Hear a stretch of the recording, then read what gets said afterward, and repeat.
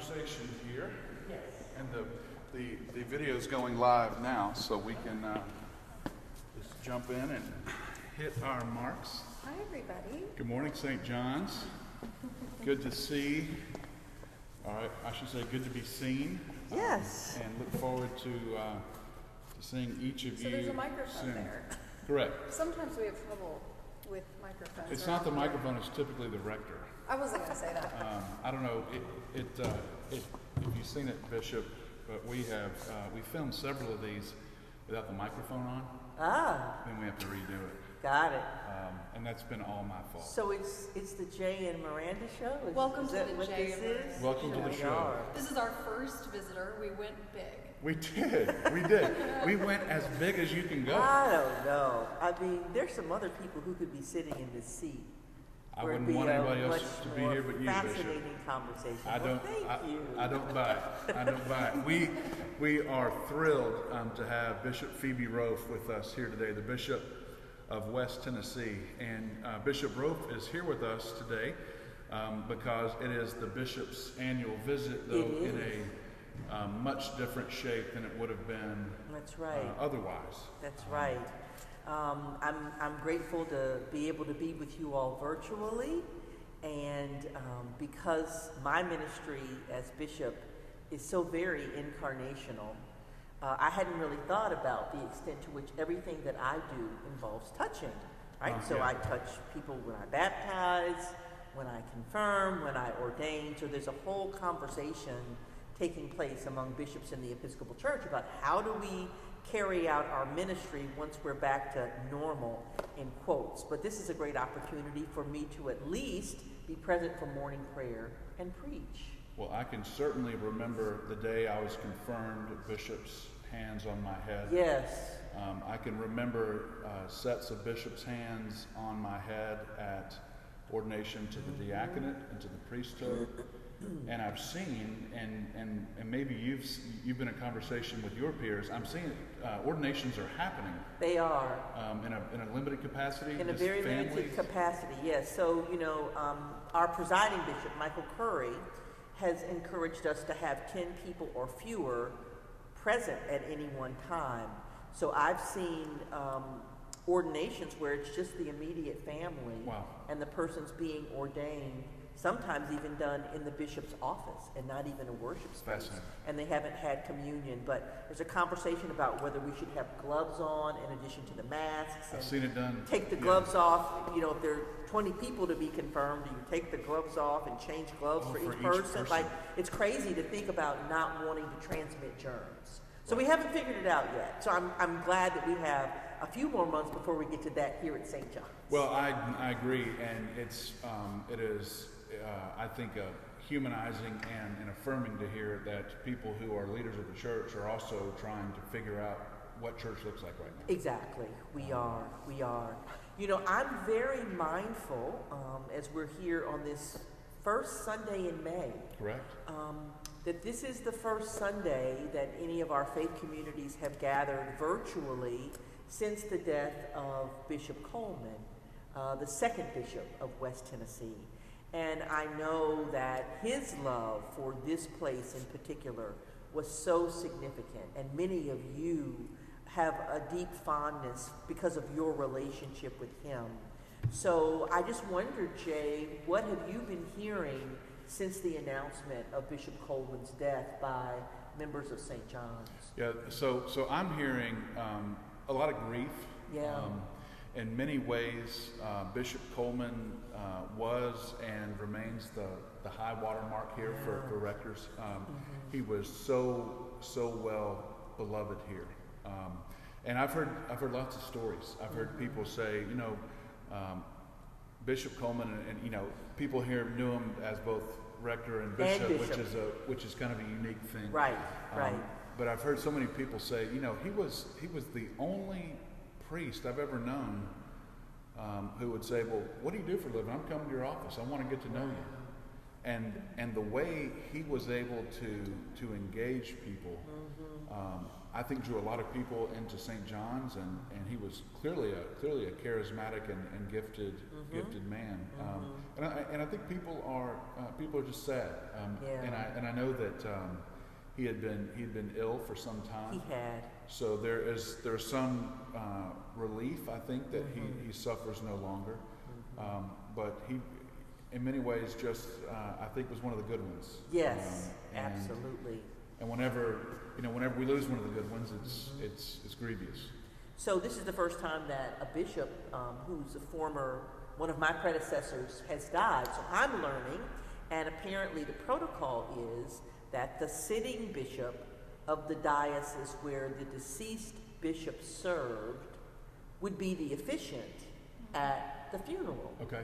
So for right now, all of that is on hold. And because Bishop, we can't gather. All of those plans are on hold. There's no memorial. There's no pending. memorial. There's no date. They're not even at that point. I do believe that Bishop Coleman will be cremated. Right. So that gives us plenty of time for, I would imagine, if not late summer, sometime this fall, before we do some sort of a service. And that would happen in West Tennessee. So that's a good question. I'm Okay. not sure. I've got to check with Douglas, his wife, and with the family about all of that. But she has expressed her desire that I be the one to officiate, and I've been in conversation with Bishop Thompson in the Diocese of Louisiana about that, and he's aware of that as well. Wonderful. Well, when I served at Christ Church Greenville, where I was before I was called to be rector here, there was a retired bishop named Donald Holstrand, who was the bishop of the Diocese of Springfield, which is a small kind of Anglo-Catholic diocese, is my understanding.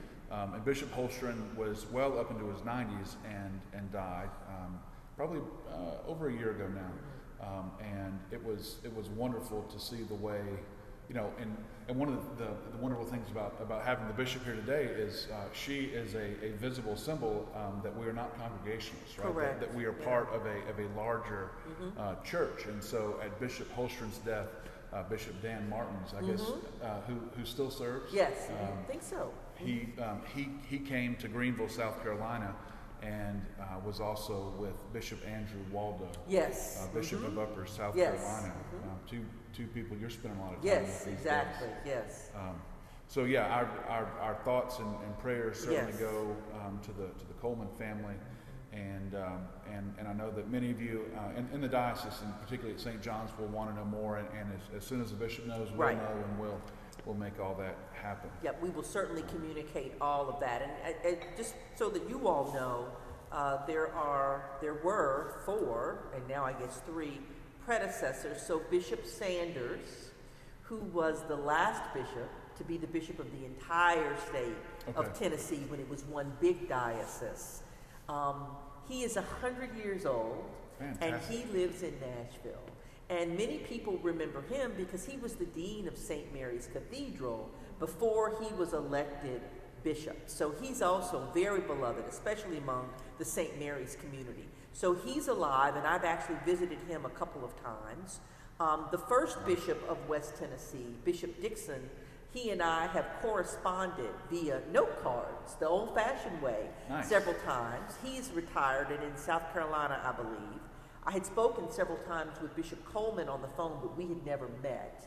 And then, of course, Bishop Johnson, he and his wife Jeannie are living here in Memphis in his retirement. So I am in communication with all of the former bishops and to seek, counsel, advice, to hear whatever words of wisdom they may have for me, or just to convey greetings and thoughts, well wishes on their birthdays and the dates of their consecration as bishop. The diocese always acknowledges that. Well, speaking of consecration. Yes. Happy anniversary. Thank you. May the 4th be with you. May the 4th be with you. Bishop Phoebe was made our bishop just over a year ago. I know.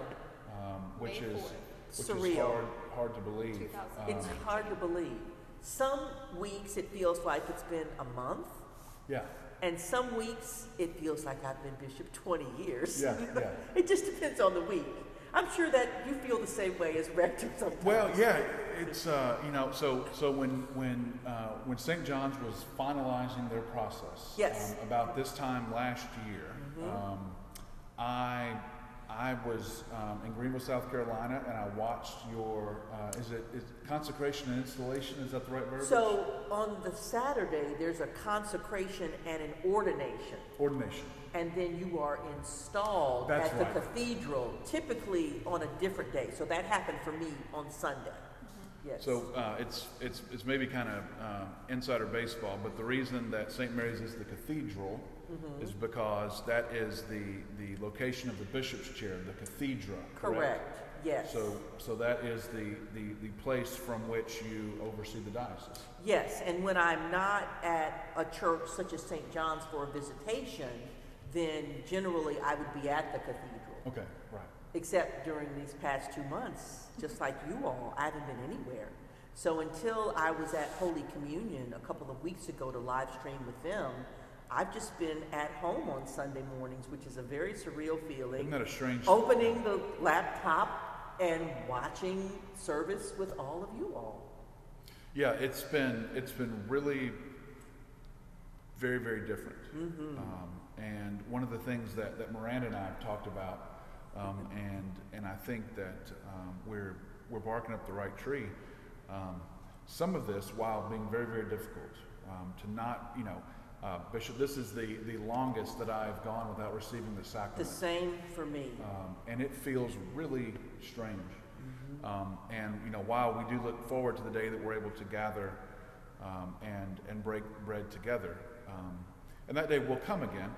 In this interim, we've talked a lot about. We feel like there's some things that we are learning, things that are going to go with St. John's and with West Tennessee and with the Episcopal Church going forward. And it'll be, growth is always uncomfortable. I don't know if you experienced it, but one of the things we talked about here, those first couple weeks that we were, when we went into social distancing and when the quarantine geared up, we had to learn how to use video, how to do all of these things. And I can imagine, as the rector of St. John's for now less than a year, I trail you by about a month or so in my office here. It's been a learning capacity for me, and I can only imagine it's how much larger it is for a bishop. Yeah, it is. Even to be here and preaching in an empty nave, I wasn't aware of how much energy that I get from the members in the pews, like the back and the forth.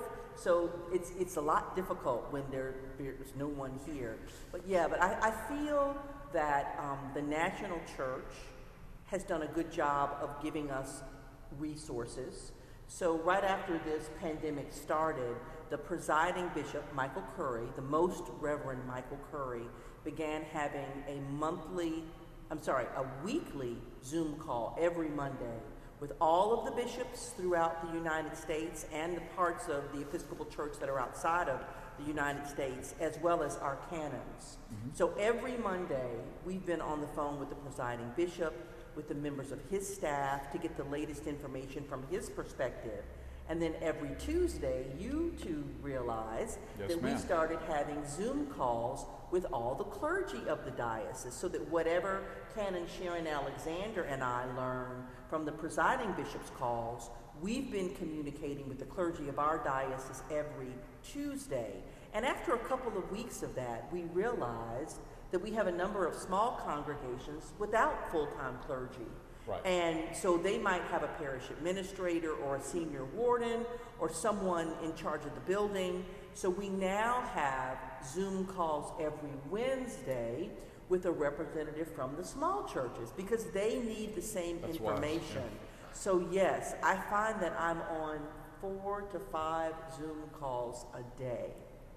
It's a lot of Zooming. That's a lot of Zooming. Zoom drunk. Yeah. Yes, Zoom fatigue, it's a thing. I can imagine. But I don't feel like I'm in this by myself. And the other, shout out that I would like to do would be to the other 2 bishops serving in the state of Tennessee. Bishop John Bowerschmidt, who is in Middle Tennessee, and Bishop Brian Cole in East Tennessee.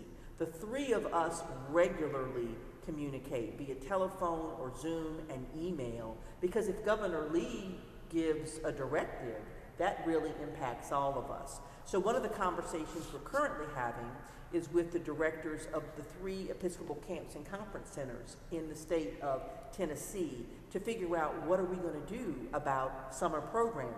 And to the extent that we can make a shared decision and at the very least communicate all of those decisions to the entire state at one time, we're figuring out ways to be much more collaborative and in partnership because we're all in the same state. Correct.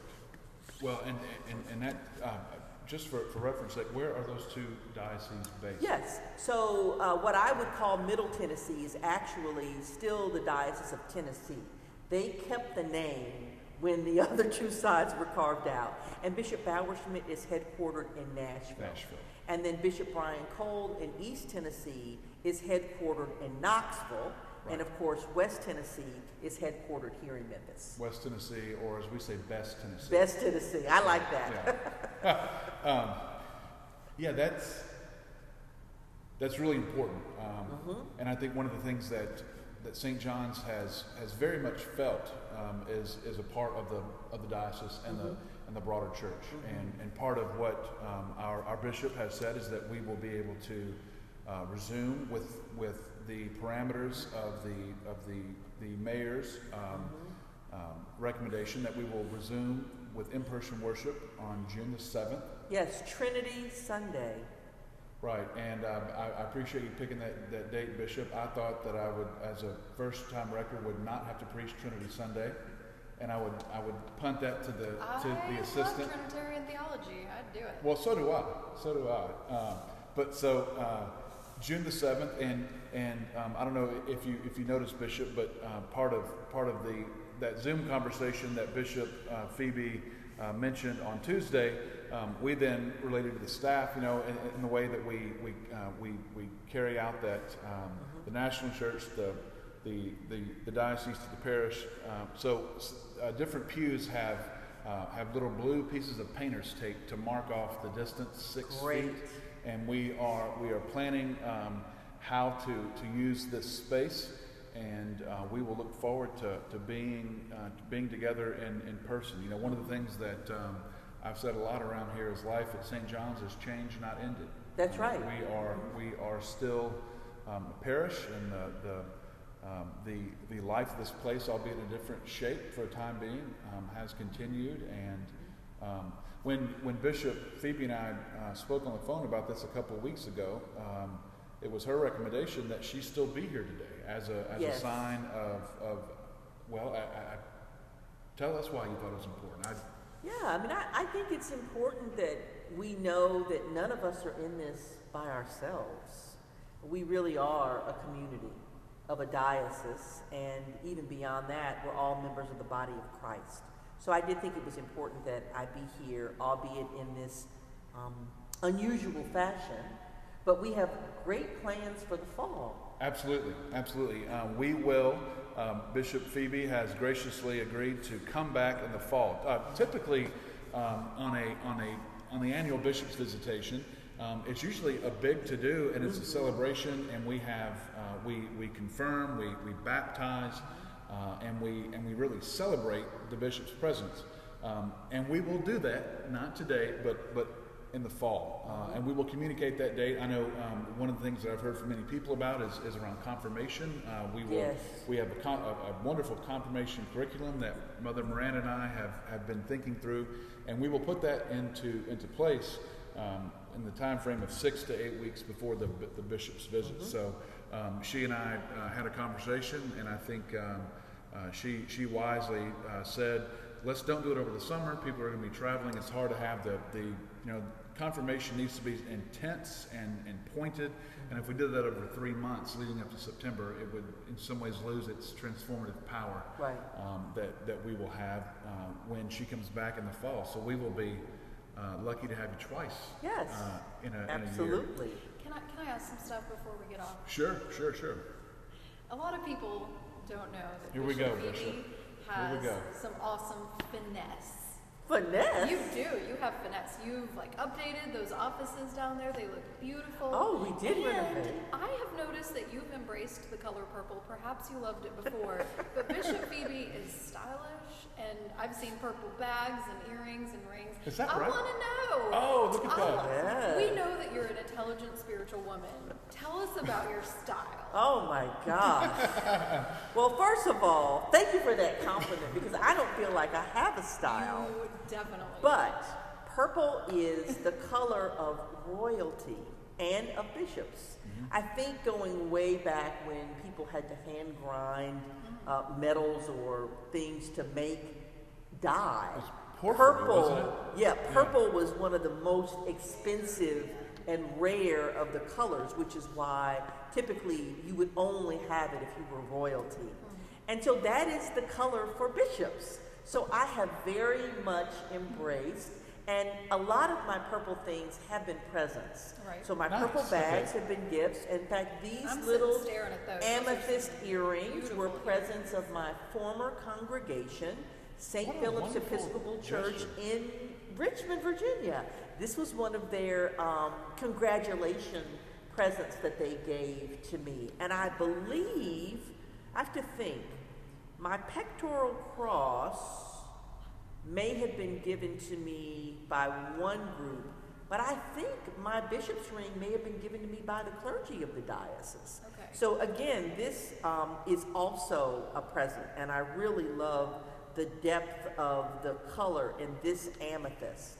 So yes, I do look for opportunities to always have a little pop of purple. I love it. It's gorgeous on Thank you. you. And I enjoy seeing the ways that you. And yes, the diocesan offices have had a facelift in a way that is feminine and is, well, a little more modern And just bright. It's a beautiful space. So in case you don't know where the diocesan office is located, we are in the building. If you're facing St. Mary's Cathedral on Poplar, we're the building immediately to the left. And it's one of the residences of a former bishop, Wow. one of my predecessors. It used to be his home, but it's been the office space for the cathedral staff and diocesan staff for a number of years now. And my actual office is the former master bedroom of the house. And so the second floor is where the diocesan staff are located. And it's such a beautiful building. And when I came last year, all of the curtains were closed. So one of the things that we just did was to open all the curtains and to actually get lighter curtains with lighter fabric and repaint the walls in lighter colors and just let some light in. But it's certainly open to any of you all. If you would ever want to come down to 692 Poplar and see your diocesan office, you're always welcome. Yeah, it's not like being called to the principal's office. No, I mean, but it's but people feel that. yeah, sure. When I call people up, they're like, "What did I do, Bishop?" Nothing. I'm Nothing. just calling for a good reason. I'm just being the bishop. Yeah. When you walk in, you feel the lightness, you Yeah, feel it's the a energy. it's a beautiful building. It's just a side of you that people would see if they got to be around it more. Yes. One of the things that I did, and I think St. John's was part of this process, I invited every single church and ministry such as St. Columba, the Emmanuel Center, which used to be an Episcopal ministry, no Right. longer is, but we still have very close connections with that, to send us photographs of young people involved in mission and ministry and fun activities. So as you come up the steps to the second floor, there are huge poster blow-ups of our young people from throughout the diocese, so that even if I'm not there, I want it communicated that I have such a love and a passion for youth, and this is a real priority of mine. St. John's actually hosted a youth lock-in on the weekend That's of correct. annual They convention. did. The bishop's idea to get the young people involved. Engaged in the diocese. Absolutely. And it was a great thing, so thank you for your Oh, yeah, hospitality. no, And I'm one glad of the to do first it. things that I did, even before I had come to do your installation, Mm-hmm. last summer, I was invited to be part of VBS here at St. John's. You all do such a phenomenal job. So I came over, I had an opportunity to meet all of the kids. That was my first day here. That's right, you were here, that's right. To see the ways in which grandparents, say a grandmother and then her adult daughter, and then the granddaughter were all volunteering in the ministry together. That was fabulous. Absolutely. Well, we have a wonderful Allison Pace. You do, yes. We're so blessed that she's a part of our team here, and we're working on that again. Right now, we're doing VBS to go. We're working through those plans as we Possibly anticipate how to be church in a different age. Yep. We're going to hop off and get prepared for morning prayer. Hang with us, get a cup of coffee. We'll get that started in 5 minutes. Let the record show that Mother Miranda has never commented on my fashion sense. And also, just as a anniversary present, we have one of our St. John's coffee mugs. And I don't know, do you like puns? I do like puns. Okay, so the mug says, "The Lord be with the brew." Lord be with brew. So we give this as a token of our gratitude for you being with us today, and also gratitude for you being here in the diocese. Thank you so much. So thank you all. Hang tight. We'll see you in a few minutes for morning prayer. Joining us.